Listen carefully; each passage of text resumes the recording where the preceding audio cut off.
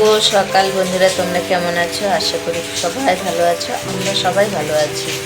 তাই নাতিবাবু YouTube channel থেকে আপনাদের সবাইকে স্বাগত জানিয়ে ভিডিও শুরু করলাম। তো জানানো, এই যে দেখুন বন্ধুরা, আজকে আমি মাংস রান্না করব। তার জন্য যে মাংস রয়েছে এখানে ধুয়ে কেটে আর কি ধুয়ে রেডি করে নিয়েছি। আর এই যে এখানে রয়েছে টমেটো কুচি, পেঁয়াজ কুচি আর লঙ্কা কুচি, এখানে রয়েছে আদা কুচি, রসুন মানে খেতে আর কি আদা বাটা আর কি। তাই মাংসটাকে কষা বানাবো বলে আর কি আমি সব রেডি করে নিয়েছি। তো দেখতে থাকুন কীভাবে রান্না করি।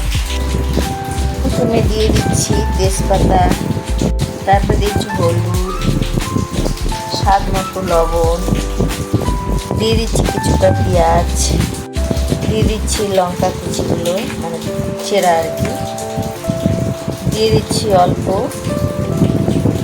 হচ্ছে রসুন বাটা, দিয়ে দিচ্ছি অল্প আদা বাটা, দিয়ে দিচ্ছি টমেটো কুচি, দিয়ে দিচ্ছি সর্ষা তেল।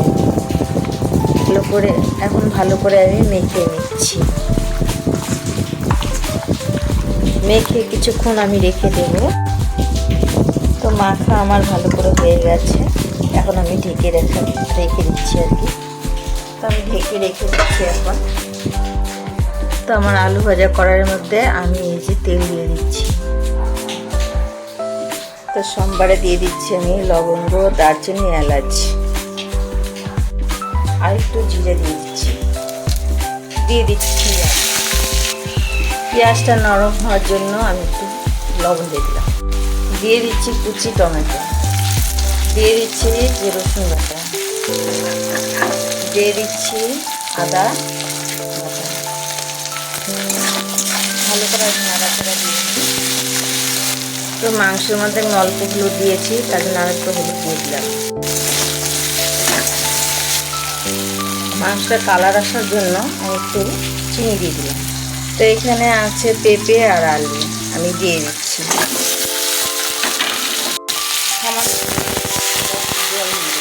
ভালো করে নাড়াচাড়া দিয়ে নিই।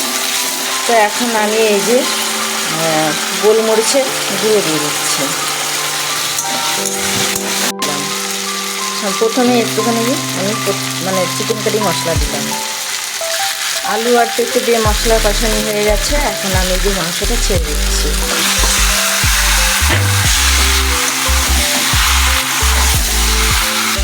আজকে যে বৃষ্টি নামছে, আবার বিদ্যুৎ চমকাচ্ছে, ওই জন্য আমি নেটওয়ার্ক থেকে ভিডিও বানালাম না। যেহেতু আমি একটু লং হচ্ছে ভিডিও। তো নাড়াচাড়া দিয়ে নিলাম। এখন একটু ঢুকে দিই। দেখুন বোনেরা, আমি হালকা পাতলা মানে মশলা দিয়েছি। তো দেখুন এই যে খুব সুন্দর। বেশি মশলা বেশি না খাওয়াই ভালো। আমি সব মশলাই অল্প অল্প করে দিয়েছি, আপনাদের সামনে তো দেখিয়ে দিলাম। চিকেন কারি হবে তো সেজন্য আর কি এত করলাম না, আমি অল্প মশলা দিয়েই করেছি।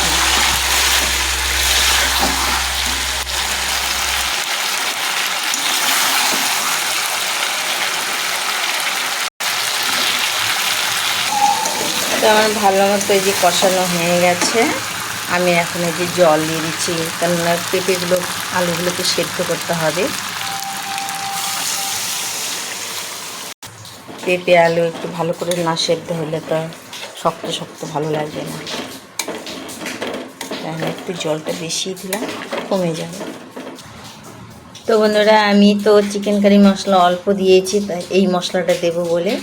এখানে আছে ধনের গুঁড়ো মানে ভেজে রাখা আমার ঘরের তৈরি করা, আর এখানে আছে জিরে ভাজা, আর এই যে গরম মশলা, এখানে আছে মরিচ, এলাচ আর দারচিনি, লবঙ্গ, এই আর আছে জয়িত্রী না কি বলে সেটা। তা আমি এই কয়টা মশলা আমি বেটে নিই এখন।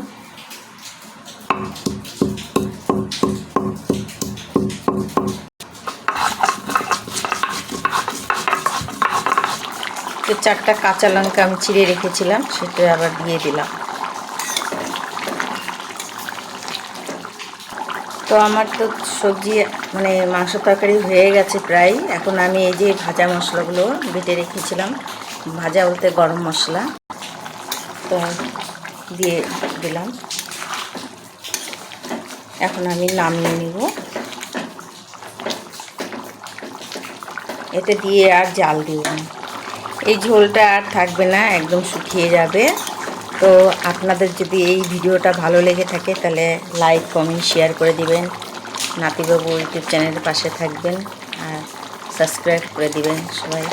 তো ধন্যবাদ বন্ধুরা, এখন রাখছি। অবশ্য আমরা কষানো খেয়েছি, তো খুবই টেস্টি হয়েছে, বলে লাভ নেই, খুবই টেস্ট হয়েছে। তো আমি এখন রাখছি বন্ধুরা, ধন্যবাদ সবাইকে।